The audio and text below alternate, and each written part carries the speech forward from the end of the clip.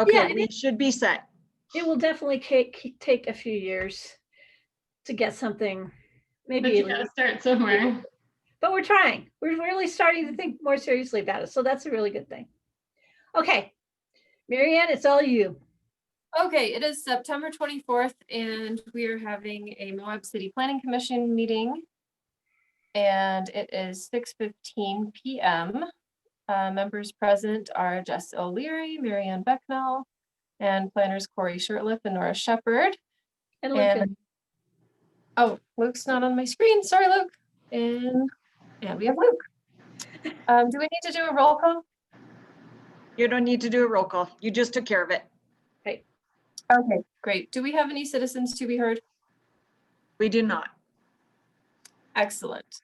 We will continue on to discussion item 3, which is continued discussion on development standards for new overnight accommodations in the resort commercial zone, site and architectural review standards. Go ahead, Nora.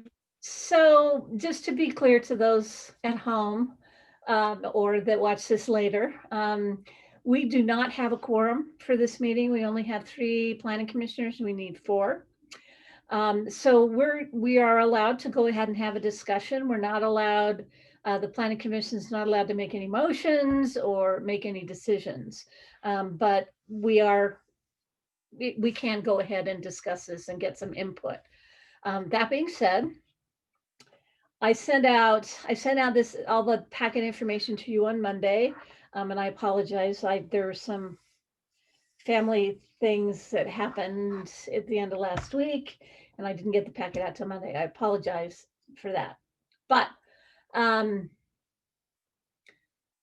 so what I sent out was 4 ideas or design guidelines, if you will, from 4 communities that are not completely dissimilar to ours. I mean, they all, some of them are more similar than others, but they're all resort related communities, also with permanent populations, and all of them sort of struggling with the tourism versus residents. And so they're similar in that way.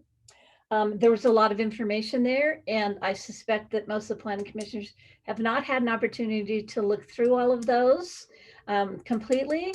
So we can talk about it for a while and get some preliminary feedback, and then we'll put it on the agenda again for the next meeting. So you will have more of an opportunity to really digest the information that I sent. The other piece of information I sent was a draft of the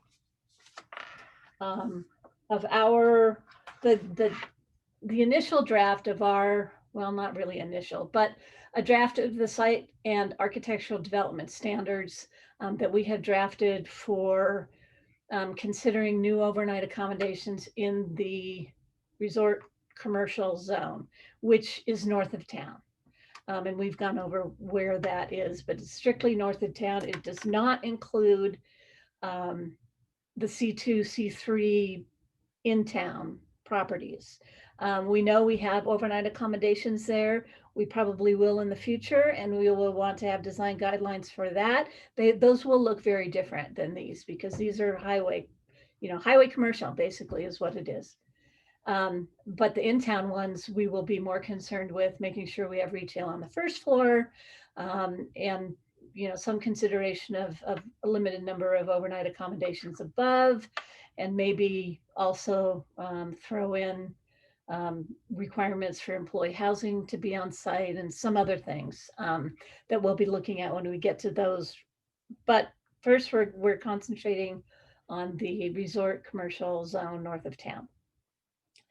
So several meetings ago, we also went over a series of photographs of existing motels and hotels in town. And we did that just primarily to talk about scale and height. And I sent you a PDF of that slide presentation. And I have it pulled up as well if we want to look at those again. So this is one of the things in this overnight accommodation effort that the city council had varying opinions on. Some of them, I think, felt that what we were discussing was too much detail. Some, I think, felt like there wasn't enough detail. Others felt that they were too descriptive in nature. Rather than being more quantitative, they were more qualitative. And site design and building design are difficult things to have totally quantifiable criteria for, because we can do things like, say, the front facade, the building can only be so long, and after so many feet you have to have a significant shift in the facade so that it doesn't look like one big long building.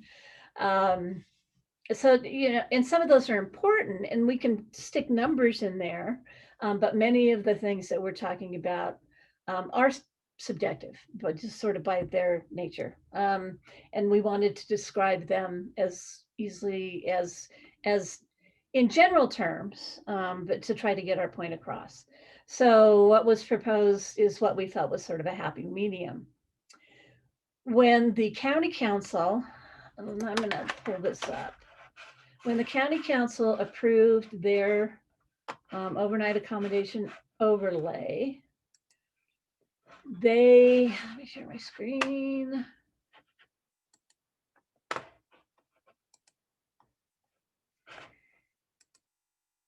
They opted not to include several of the architectural guidelines. So in maximum building size and project size, our draft said any building could not exceed 20,000 square feet, and a total project can only be 40,000 square feet. And the county's ordinance says 15,000 square feet and 35 bedrooms for any one building, and that the maximum project size would be 50,000 square feet and 60 bedrooms. We have not defined bedrooms. We could certainly put that in there. And that's really neither here nor there. They don't have to be exact for sure, but that there is some difference there. And then when we get to site configuration, number one, a development must fit the property, no mass grading. The county did not include that in their standards. Development being out of the wetlands was not included in the county standards. And I think they did that because we have other regulations that deal with floodplain, not necessarily wetlands, but floodplain. Number three, they did not include in their standards existing trees and vegetation, all the language about building scale orientation that relates to the surrounding uses, creating a cohesive visual identity, ensuring site design for efficient pedestrian, bicycle, transit, and vehicular circulation, creating a high quality pedestrian environment, promoting design environments built to human scale, ensure delivery of trash, loading facilities, blah, blah, blah, ensure safe and efficient access between buildings and parking areas. All of those were not put in their standards. And then they did not include the three different building masses and different heights. And then they did not include the language about single story element along the highway, second story being set back, and at least 30% of ground story transparency, which is in many of these, and the ones that they did put in their ordinance, are not uncommon at all. And there are some places, for example, that require 70% glazing or windows on their front facades, so that it's not just big blank walls, you're actually seeing windows. I think that's too much, and for energy efficiency, it's probably too much. So 30% is a pretty commonly used number. And I think if you when you have an opportunity to look at these design guidelines, several of them use that same 30% requirement. So I'm not going to go through these one by one necessarily, but I pose some questions that include,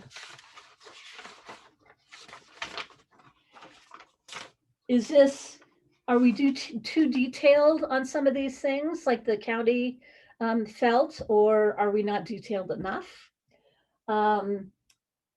Will these draft standards achieve smaller scale projects that are more visually appealing and compatible with Moab? We have to understand that this is still highway corridor on your way into town.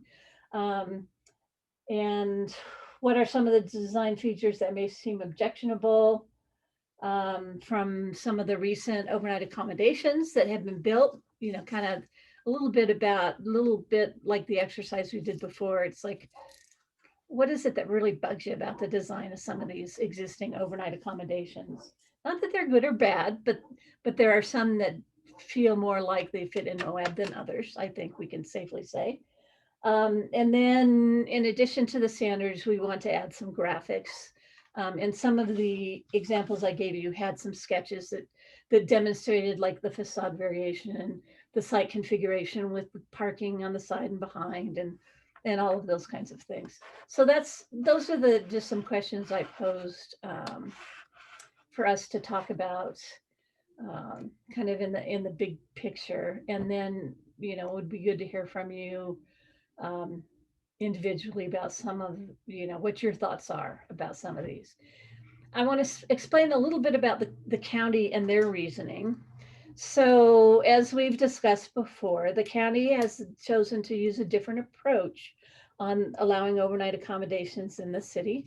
The county is requiring that anybody who wants overnight accommodations has to come in and basically apply for a rezone to allow the overnight accommodations overlay to be placed on that project. And what that OAO overlay does is it then allows an applicant to submit an application that then goes through for a site plan that then goes through the Planning Commission and County Council. So it's a two-step process. We do not have that zoning step. What we decided is that it was good to let people know up front what was expected of them. I have worked under a number of different overlay zones where the decision of whether or not to apply it in various locations is discretionary. And it can, not that it will in this case, but it can become sort of a beauty contest. In other words, who has the prettiest pictures, and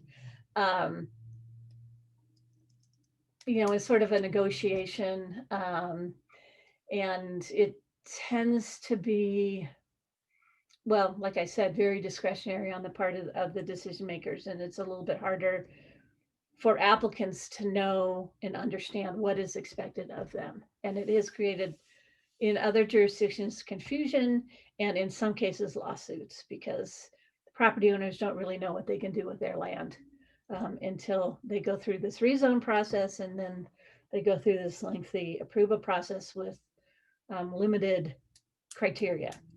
So because of that, and because they have a lot of discretion over these, I think they felt that they could take some of these design things out because they would be reviewing them and based upon, you know, the design of the building and the site design, they would decide whether or not they wanted to designate the area as eligible to apply for overnight accommodation, which is in effect a rezone. So I think they felt that since it's kind of wide open, there isn't one place or another where they would consider it, that they would have the ability to use some pretty broad discretion in deciding what they like and what they don't. To date, they have not received a single application or inquiry for the OAO designation. And it was adopted at the end of the year last year. Some of that has to do with the economy, I'm sure. And we have not received an awful lot of pressure about new hotels and motels either. I think we have COVID-19 to partially thank for that, as well as the last couple of years of vacancy rates were on a downhill trend because we had so much product kind of come online all at once. So, we haven't been getting an awful lot of pressure to allow overnight accommodations again, but the city council does want us to move forward and wants us to adopt regulations. So that's what this process is all about. So I included information on the maximum building and project size. This was there was a discussion that the Planning Commission had. I think it was before Luke and the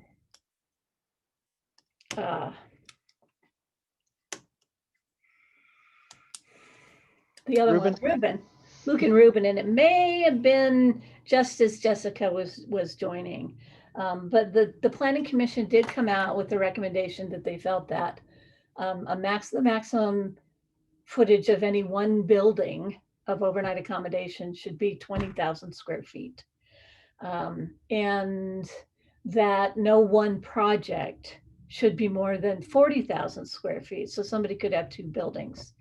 Last time we talked about allowing some bigger numbers than that if they provide some additional needed community-based commercial, or if they provided additional affordable housing above and beyond what we already require with the assured workforce housing ordinance.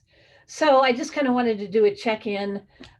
This also says that they have to, earlier it says they require 5% gross floor area for commercial. I think we're going to change that based upon our last conversation.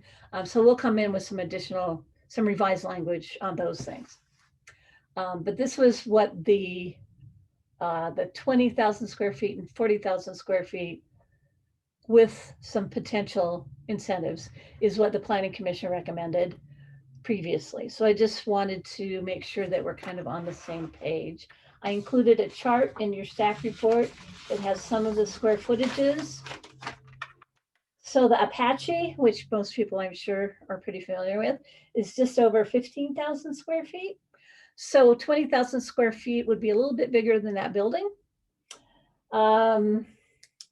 The same with the Bowen. Moab, my place, which is under construction, so you haven't seen that yet. Some of the planning commissioners saw it in the review, is about 30,000 square feet.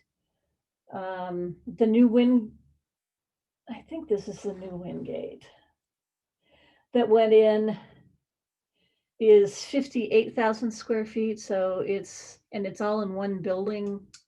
Hampton Inn is about 50,000 square feet, again, in one big building. The Hyatt has additional square feet, but it's very broken up into different lodging types, as well as the building has a lot of variation, lots of different materials. And I think when we went through the slides, we agreed that something like the Hyatt with some indigenous, a variety of indigenous materials, not just stucco, was more attractive than some of the other new construction. The size, it's definitely bigger. And some of the concern that was raised when we first started this was that they were just that the new hotels we were getting, especially the ones that were from major chains, were big boxes. So we're trying to avoid that. We are also trying on site configuration to discourage this mass grading, which as you look at Moab, my place, they've already graded. Fortunately, it's up the hill and up a driveway a ways, but we would like for that not to occur again, and for a project actually to step up the hillside or down the hillside. And the Hyatt does that quite well, just for an example. Obviously, people need to stay out of the wetlands, and that's not that's something that is, we probably haven't, in the early days, we certainly didn't enforce very well. Existing trees and vegetation wherever possible, we want to try to keep every tree we can. Mature trees, and if they have to remove mature trees, that they replace them at a rate of 3-to-1. Not an unusual requirement. It was this way in 2 places where I've worked before. Even if it's right in the middle of the plan, they still have to replace it at a ratio of 3-to-1. Obviously, they're going to be immature trees. We also have landscaping standards they would have to follow. The primary use has to face the fronting street with a defined entrance, fronting on the roadway along the highway corridor north of town. Mostly what that means is like a porte cochere or a canopy that could also be a future shuttle stop, but to have an entryway where it's real clear where you're supposed to enter the building. And we've talked about relating to surrounding uses and streets, appealing and attractive and active interface fronting the roadway. I know that's a kind of a hard one to define, but it's a concept that designers are familiar with. Emphasizing site design for pedestrian, bicycle, transit, and vehicular circulation. Some of the parking lots in this town are pretty unbelievably bad. And we have not done, we're starting to do a better job with addressing pedestrians, bicycle, and soon transit. So those are things I think we want to continue that effort. High quality pedestrian environment. This will really come into play when we get into the in-town zones, because we really want the hotels that are in town, well, preferably to have retail on the first floor.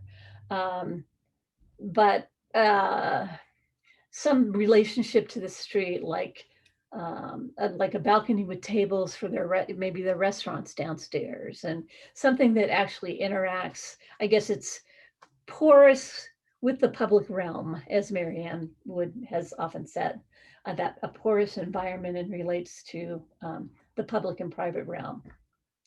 And then built to human scale, especially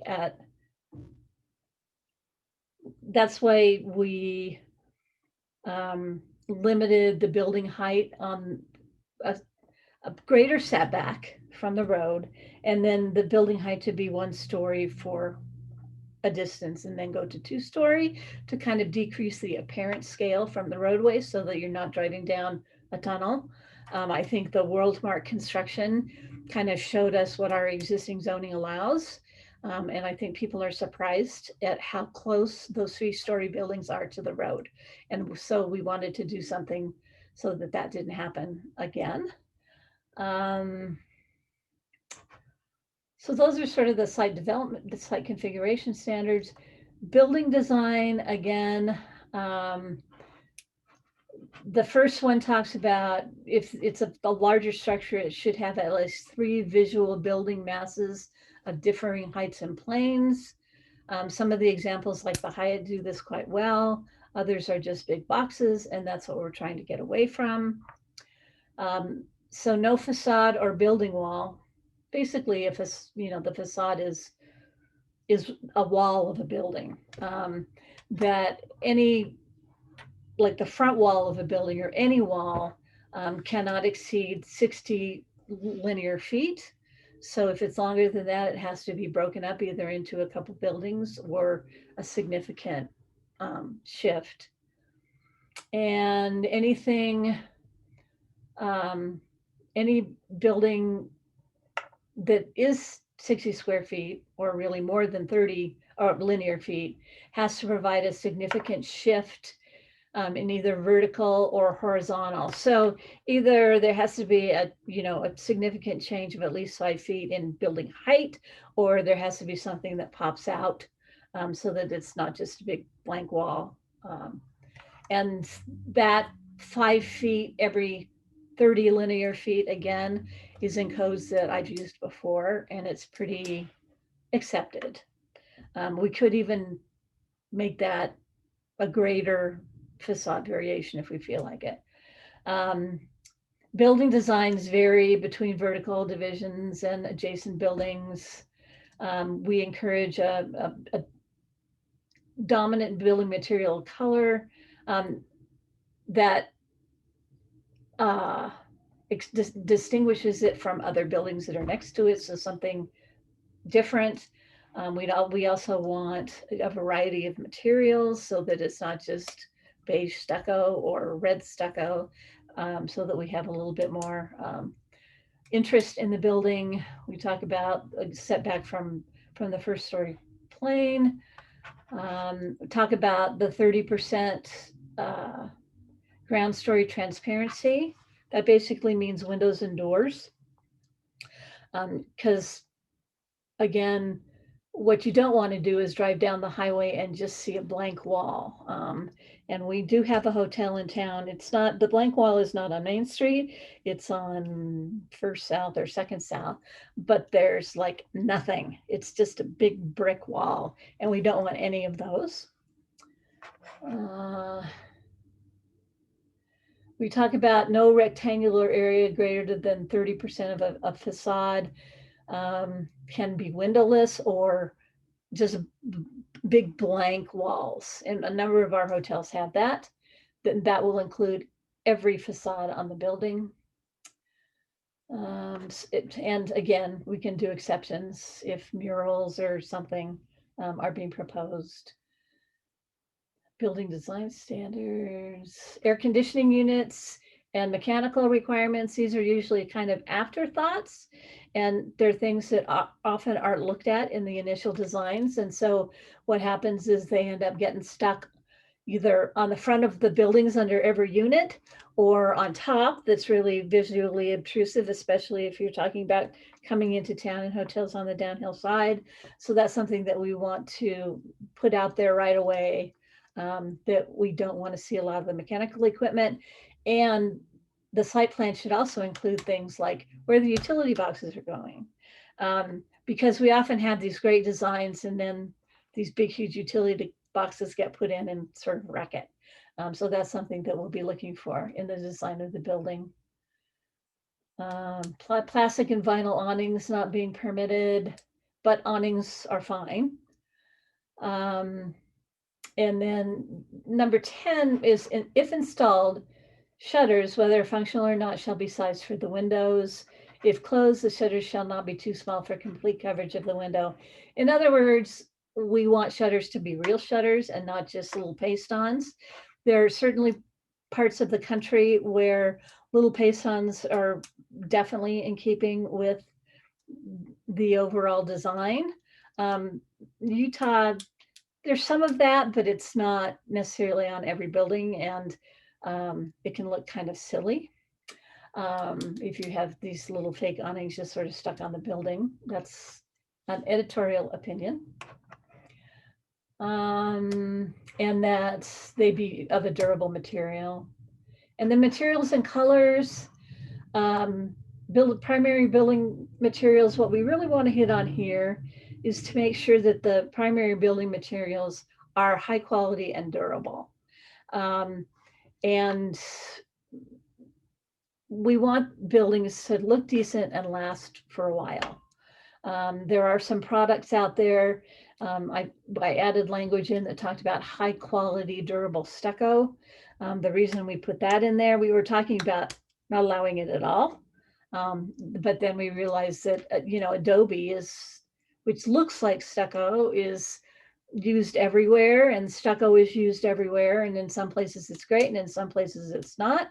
There are varying degrees of durability and expense, of course, with those various kinds of stucco products. And I lived in a building in Salt Lake City. It was brand new when we moved in, and within a year, the type of stucco product that they used, it was cracked all over, and a mess. So that's not the kind of thing we want to see. And also, if people use stucco, we want them to be sensitive to color. Lighter colors, I think, make things look bigger and boxier. colors that are more in keeping with our natural environment are definitely preferred. And that we encourage stone, woodlap siding, fiber cement board, which is also called hardy board, which is lapped, so it looks kind of like a wood siding, but it's not. High quality stucco. And then we talked about other materials as for details, like corrugated metal or other kinds of metal that might be, put in a few places to add some visual interest to it. We're starting to see more of that in Moab and other places as well. And with building materials, the state of the art is always changing. In fact, this new kind of stucco product that is used extensively in all the new apartments in Salt Lake really just came on the scene about 10 years ago. It didn't really exist before then. And it's a siding system it's not inexpensive, but it's a little bit less expensive than real stucco, and is not nearly as durable. Aside from solar panels, we want water use, reuse, and not all that stuff. We want, other than the things that have to reflect, we want non-reflective materials. And glass, of course, is another exception to that. And then developments shall utilize earth tone colors that are complementary to the surrounding landscape for visual backdrops. And again, exceptions can be made for public art, like murals, but not just signs, but murals, if they're art. So that's basically what was proposed in the latest draft that went to the Planning Commission and City Council. Planning Commission at the last meeting, they talked about this, didn't have an awful lot of comments on them. The importance of diagrams and visual examples is really important. And the Planning Commission definitely felt that way, and the City Council feels that way even more. So somebody knows what we're talking about when we talk about some of these things. So with all that, I have the photos that we looked at before, if you want to look at those. Let me stop sharing this. I could leave it up. It's also in your packet in a slightly different format. Maybe I'll go to that one. So what this is about is just getting some general impressions from you. We don't want to make things so expensive to build that a local builder couldn't, or property owner couldn't build. Some of the big chains have much deeper pockets. And if we were to require a certain percent stone, real stone on building facades, for example, that's pretty expensive. And some of our local property owners may not be able to really swing that. So we don't want to make building prohibitively expensive, but we want to strike a balance between being able to be built and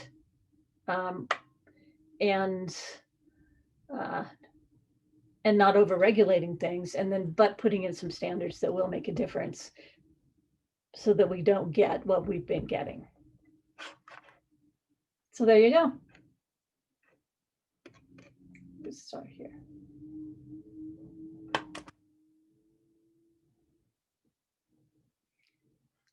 Questions, comments? Since one of our ideas is to protect and enhance the market value, part of that's preserving view sheds. And that north side of Moab is starting to look a lot like Las Vegas. So has anyone actually gone out there and stood in the fields that are facing the river and actually measured the height that you can still see from the other side of the street where the townhouses and the hotels are being constructed across the wetlands? Like, do we actually know what that height is? No, but you need to. So tell me a little bit more, Marianne, about what measurement you're talking about. How would I go about measuring that? Well, so if you're standing, say, at Moab Springs Ranch or the new townhomes that are being constructed by Lions Park, At what height can you no longer see the cliffs on the other side of the highway? At what height does that become an obstructive view that you don't even have a view anymore? Or when you're sitting in a car driving down the highway, how tall is it? Because, like noticing just driving into town, some of those hotels are so tall that it doesn't matter if you're in Moab or New York City, you can only see the blue sky if you stick your head out the window of a car. So we don't want it to look like that. And how tall is that? We probably should actually go out there and measure it before we start just picking arbitrary numbers. Okay, and I agree. I think that's a really good idea. That's a function of both building height and setback from the road. And we sort of took a shot, but we certainly, now that it's not too awfully hot out there, we could certainly do a sort of a visual impact field trip. And to go out there, and if it's not windy, we could fly balloons, or we could just look at the buildings and ones that we have building plans for, we can figure out what their heights are. So I see that being a really good use of some work session field trip time for the Planning Commission. I think that would be a great thing to do. To drive up and down the corridor and actually look and see what impacts the view the most and what things don't impact the view as much and why. And maybe we want a further setback from the road. Maybe we want that first story component to be bigger and go back farther. Maybe there's some places where we don't want more than 2 stories. No way, no how. Doesn't matter how much commercial that you're proposing. So I think that's a really good, and we have not required necessarily a view shed analysis, but we can certainly do that as part of the application requirements. But I think it would be a really good exercise for all of us to go out there and take a look at it. I think that's a brilliant idea.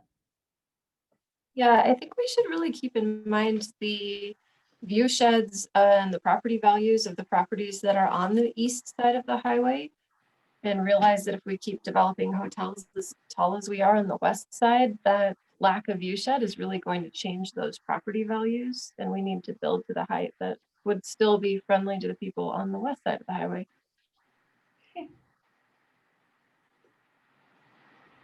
Yeah, so sort of on that same note, recently when I was over in Colorado in Telluride, there is a property that is being decided upon trying to get zoned, and they actually required them to go and put a structure up, the wood up, to show the community how tall the building was going to be and how it was going to block the view shed, and then had an open comment period so people could comment on how it was going to change the feel of that neighborhood.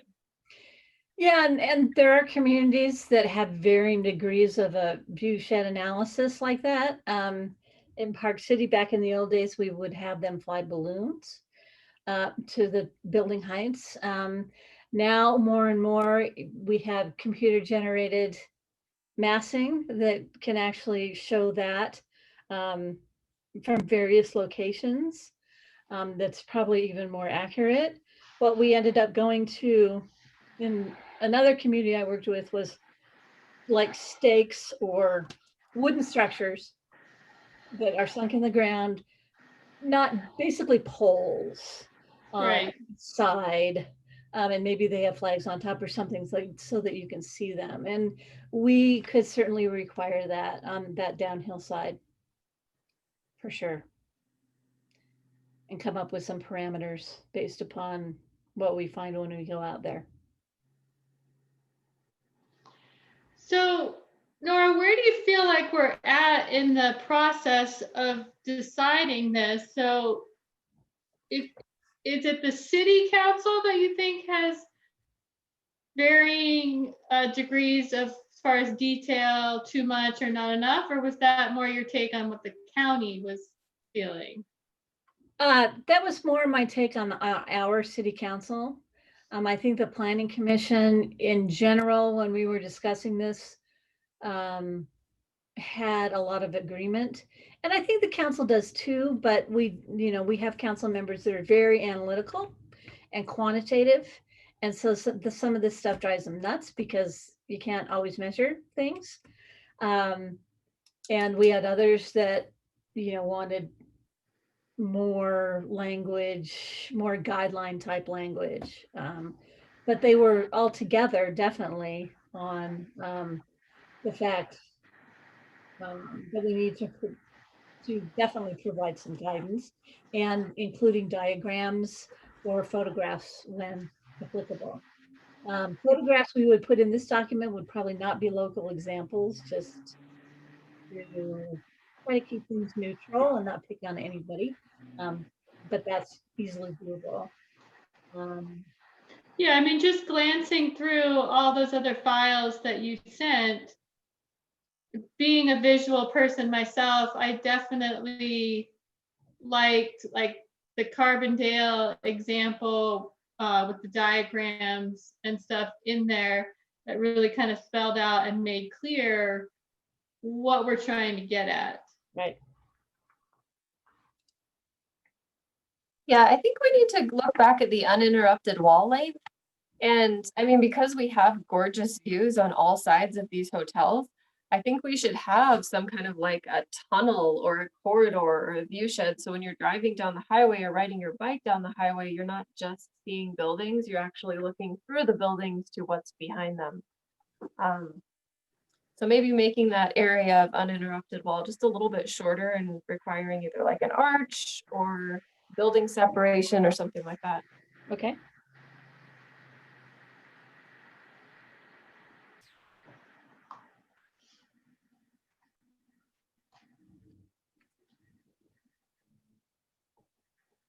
Okay, it's a good idea.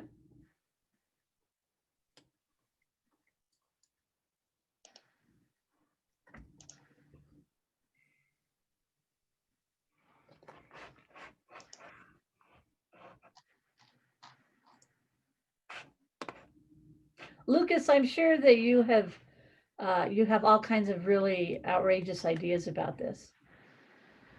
I'm kidding, but we'd love to hear your input.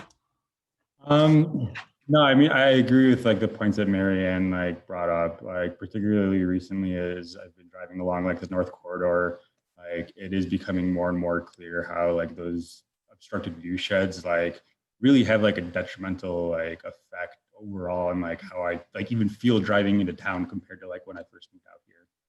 Like there's this like wonder and awe, like seeing the portal and everything, and now that's kind of blocked. Like granted, it's like not completely blocked, but there's some pretty big things in front of it for significant portions of that drive-in. So I agree with that. I don't know how we would make that work out for like bikers and stuff. But I guess that's all based on angles, like those kind of like tunnels that Marianne was discussing.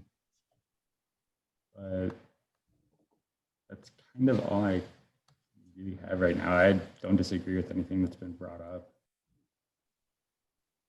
And as we've talked about before too, there aren't an awful lot of undeveloped parcels, but there are certainly a number of them. And so it's important to address this for sure. The county is also undergoing a planning process to look at the Northern Gateway, so just outside of the city limits. And they had a questionnaire online that you could participate in, a survey. I don't know if that's still up, but it would be, if you want to take a look at that. There is some highway commercial zoning north of town somewhere. I don't know exactly where it is, that was put in a long time ago, and it's a big hunk of property. And so they're trying to kind of discourage that. And again, try to have more setbacks and view shed requirements and some of those kinds of things. But so they're in the process of trying to further define what happens, like out where the glamping is, and where the dinosaur museum, and there are some private properties there that Some are zoned the highway commercial, and others are zoned, what do they call it? Rural agricultural and rural or something like that. Great. Yeah, grazing specific, and then all Yeah. sorts of sovereign lands and Right, right. So they're struggling with the same things. And I think, if we knew today, if we knew 10 years ago what we know today, it would be great if we didn't allow a lot of those hotels and motels. At the same time, there were times that were pretty economically difficult in town. And so economic development was really important, and allowing locals to be able to build some of those hotels and motels, that was really an important thing. And what I have found in my experience is that the political will to really change and clamp down on those things doesn't usually happen until the voters are so sick of it that they're willing to vote new people into office who are willing to make difficult decisions, which I think is really kind of what happened in this last election. All of a sudden, we have a city council that is very willing to regulate overnight accommodations. It would be great if we had one of those 10 years ago, but that wasn't the case, and it wasn't the most important thing on the city's lists of things to do. But now it has risen to that point, so we can do what we can do, but in some respects, we already have what we have, and that's something we need to accept and learn from. Yeah, I mean, this is a community that's a tourism economy, and we know that. And the quality of the experience that we are offering to the tourist is starting to go down because people are stuck in traffic. They're waiting in line to go to restaurants. They can't get into the national parks. It's slowly, or actually pretty quickly, becoming a different place than what it used to be. What used to be the place that people wanted to come to and visit on a holiday. And if it's, just turning into a little Las Vegas where you get a hotel room for 2 nights and it doesn't matter where you are, that's really not helping us as a community. No, it's not. I agree completely.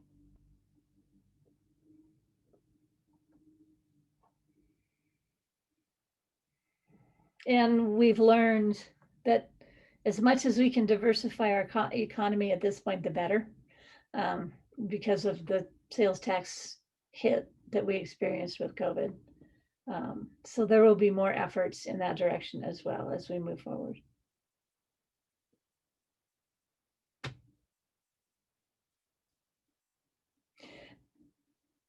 Another thing I want to mention, and one of the reasons we don't want to make these too onerous, is, I spent 25 years in Summit County.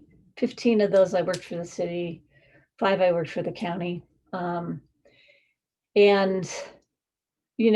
what happened there is exactly what everybody wanted and said they wanted way back when, which was a world-class destination resort community.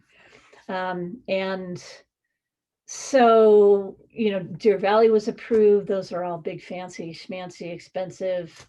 Then subdivisions came in that were building really big houses. And we made Park City really so nice visually that people were coming and willing to spend an awful lot of money, and it's gentrified it.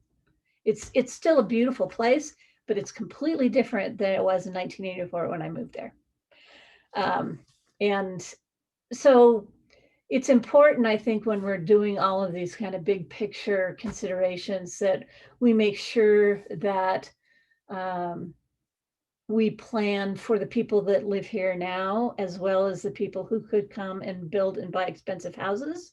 But it's really important that we move cautiously so that we still keep Moab sort of funky, but not a mess, but that we keep that funkiness and keep it sort of accessible for people like all of us.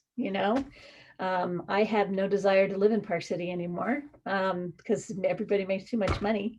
Corey was raised, I raised my kids. Corey and my son went to school together, and, you know, the transformation was pretty obvious. And, you know, it's becoming more and more like Vail and Aspen, which is what Park City said they wanted way back when, to a point. And then the Olympics happened, and, you know, that was kind of the big turning point, in my opinion. And it's still a great place. Like I said, it has a lot of wonderful things about it, but it's changed the character completely, which we don't want to do here, I don't think. I'd like to see us take the resources we have right now and make the people who live here's lives better, like I agree. healthcare and access to grocery stores, public transit, green infrastructure, take care of our trails, take care of our water, all of that. I mean, repave the roads. I mean, there's a lot here that could be done for people's quality of life who live here and who take care of the tourists. There's still a lot of subpar housing that people live here in because they don't have any other options. It'd be nice to really kind of turn the focus on the residents rather than making it a better place for tourists. Yeah.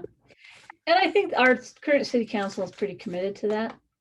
Then the general plan that was redone a couple of years ago, I think has more of an emphasis on that as well. But yeah, I agree with you. With a note on water, can we put anything in there that requires them to have some sort of water plan, given that, you know, some of the current studies that are coming out are showing there's not as much water available for Moab as we thought there was? And how can they be assured that they're going to have enough water to run their business? And that's a really good point. In fact, I was talking with some folks today about that. There are lots of studies out there and lots of differences of opinion about how much water we have and what's going on with our aquifers. That being said, we live in a desert and we need to be very, very, very mindful of our physical water and associated water rights, which are usually two completely different things. We have built in some water recommendations into the development standards, requiring rainwater catchment systems to use so that so there's a reduction in culinary water, requiring drought-resistant water-wise xeriscape landscaping principles. We've limited the amount of turf grass to not exceed 10% of the landscape area. So we've tried to get at the low-hanging fruit for sure. And now all the building codes now have upgraded so that your faucets and your toilets and your shower heads all have to be energy efficient. They're energy efficient standards. So those things are in place. One of the things we might want to consider is even a higher level of water-wise appliances and fixtures and things like that. You know, we could kind of go a step higher. Again, more expensive. But no, it's a very valid point.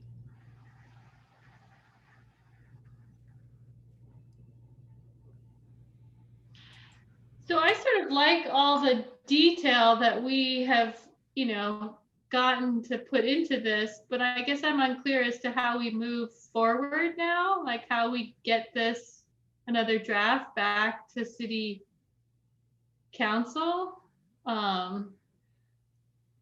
So this is really the last one, the last thing that the council really wanted additional input from the planning commission on. We had some discussions, we had some discussion about energy efficiency and net zero, or, you know, what is realistic to achieve. We've had discussions about the commercial mixed use, whether incentives make sense or not. And now we've had discussion about the site design standards. including building height and scale. So what I will be doing next is coming up with a revised draft, which tries to incorporate as many of your comments as possible. The section on the commercial and mixed use, I'm sure will take a couple of tries and some back and forth. And this may as well. So that's what happens next is we get all this input. I'll rewatch all the meetings. And then I'll do changes to the draft code and also include changes that I received from Mike Duncan and Kaylin several months ago. They had a lot of comments. So I'll try to address, sometimes their comments are 180 degrees different.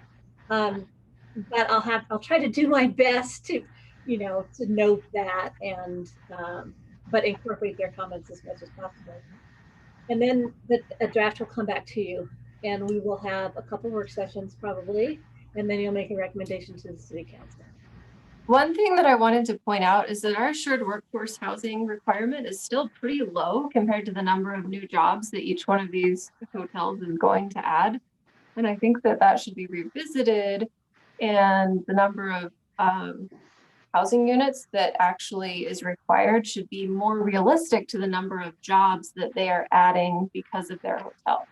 Some of these places are adding 50 to 100 jobs and they're only required 5 to 10 units. There was, and I think I've discussed this before, there was a big economic analysis that was done, job generation, how much people got paid, median income, housing affordability in town, housing, not just affordability, but housing stock and what we had available. And that analysis, which was done probably 2 years ago, was the basis of our assured workforce housing ordinance. And where the council came down then was kind of probably on the lower end of what they could have, but they wanted to make sure that it was legally defensible and that it was something that people would actually do rather than just sue us over. But we need to delve back into that ordinance because there's some inconsistencies and some of the language is really unclear. So we know we need to do that. And at the same time, would probably be a good opportunity to relook at that economic analysis. We don't have the money right now to pay for a new one. That's part of the bottom line, but maybe in a year we will, and we can make changes accordingly. I think it's worth relooking at for sure periodically. But there are a lot of other Right. things. I don't think any new hotels should be happening. Right. I don't think we should build any more hotels or do any more hotel jobs until there's housing for the people who are going to work in those. That's not the direction that we got from council when we started this, but there are a lot of people that agree with you, and including a council member or two.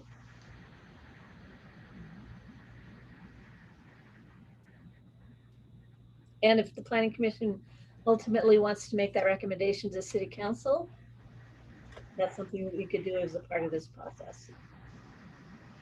Yeah, as a side note, there was just a report by US News that came out that ranked all the counties in the country for livability, and Grand County did not make the top 500. They were way down, and the two things that brought them down the most was affordable housing and education. Mm-hmm. I believe it. I mean, I just moved here. It was impossible. No, it's true. We also have a pretty low median income, which isn't necessarily bad, except when people are trying to find a place to live.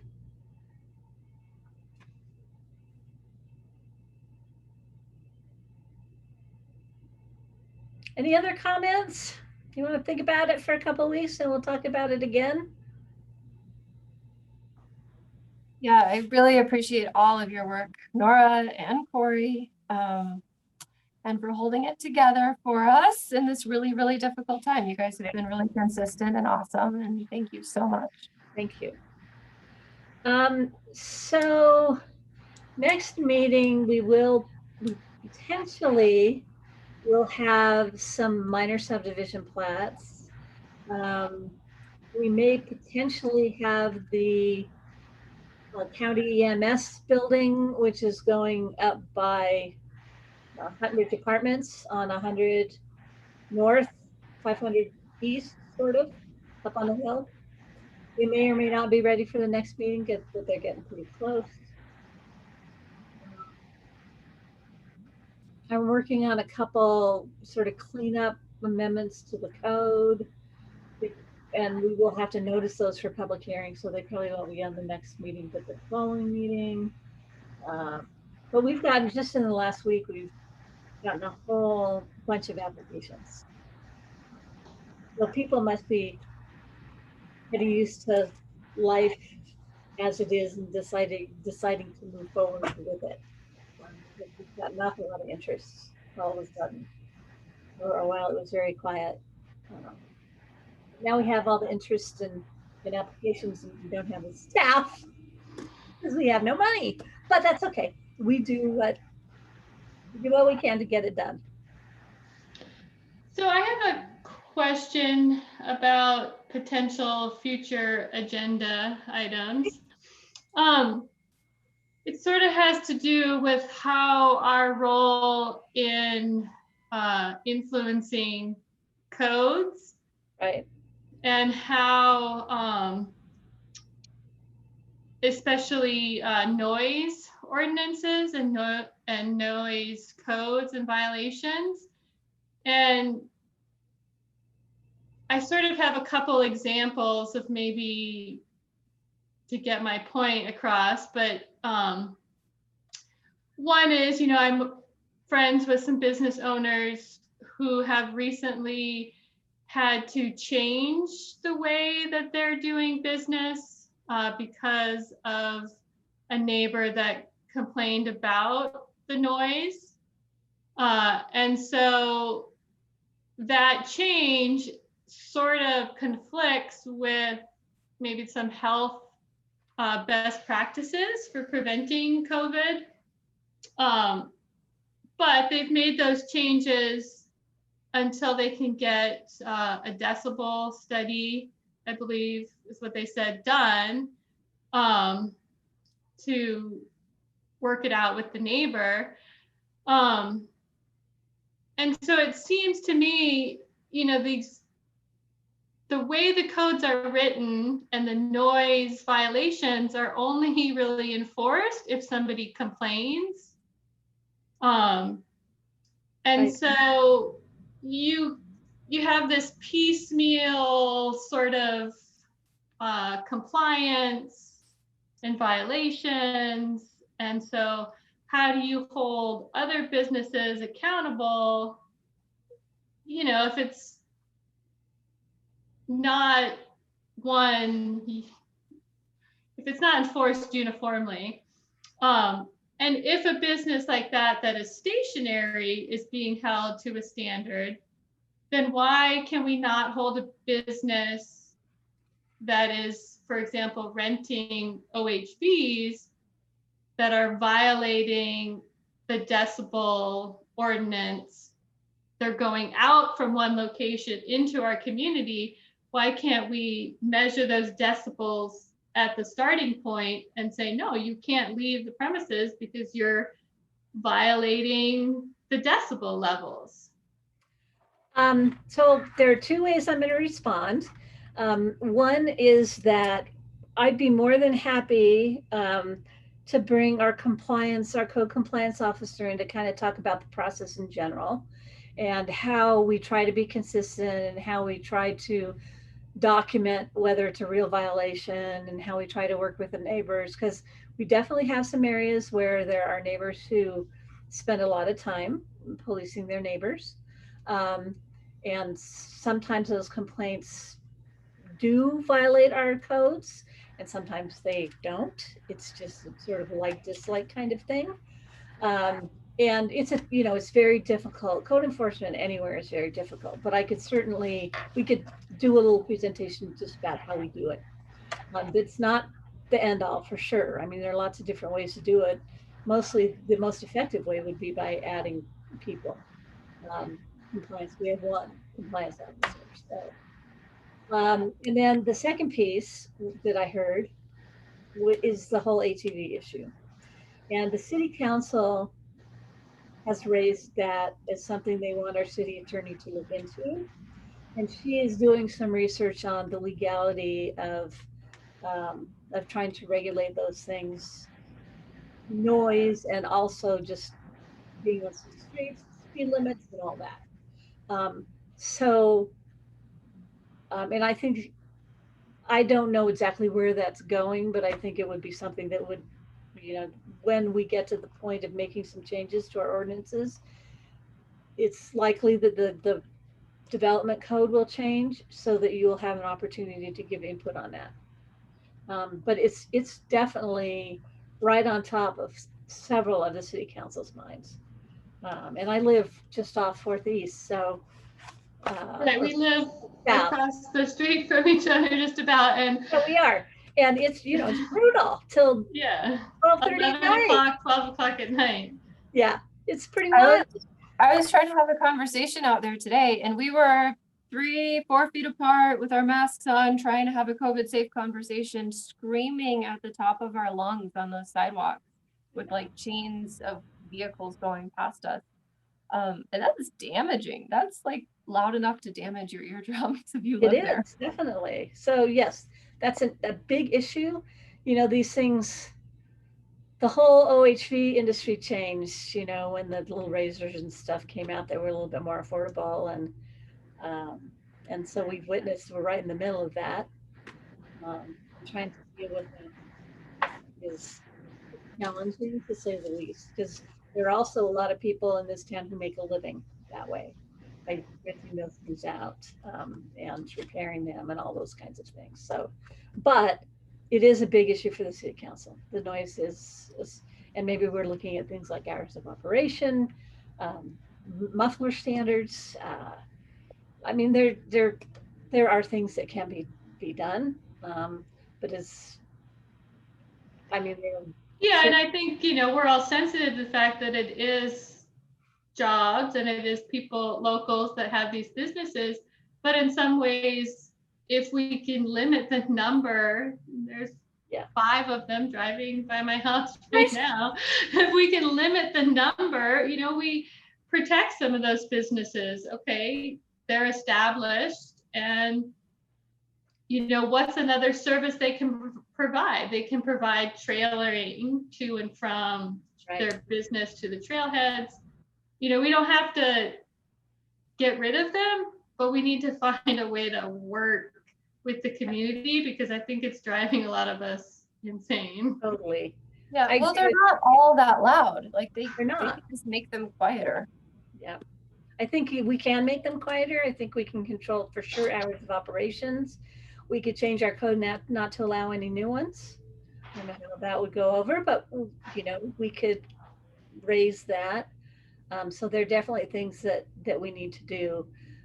Let me double check, and I'll get back to you, all of you, with, I don't know exactly what the council has asked our city attorney to research. So I don't get in on every conversation, thank goodness. But that's one that is, I know, at the top of a number of the city council persons' lists. Yeah, so it would be great if we got some input from them on what they might like us to do, and maybe do some research on it for them and try and wag the dog a little bit. And I'm not sure if Summer is still on or might remember, I thought that there was some discussion on an ordinance level at city council meeting where they actually had Moab City Police commenting on policing to a certain extent. I think it was in 2019, maybe mid 2019. I think that topic is actually coming back before the council again. There's been a lot of interest in making sure that that topic of discussion comes back, the noise, all of that. So I have a feeling that'll be before the city council again soon. And hopefully we can find a role for the planning commission there. Because I think it's, well, it's a quality of life issue. So. But I'll report back to you as to what progress might be happening on that. I mean, I think it's kind of hitting up to some nuisance laws. I mean, people are getting woken up in the middle of the night inside their houses from these things, and people's kids can't sleep and they can't crack open their windows at night to let the air in. I think that's kind of a nuisance law. Definitely. Yeah.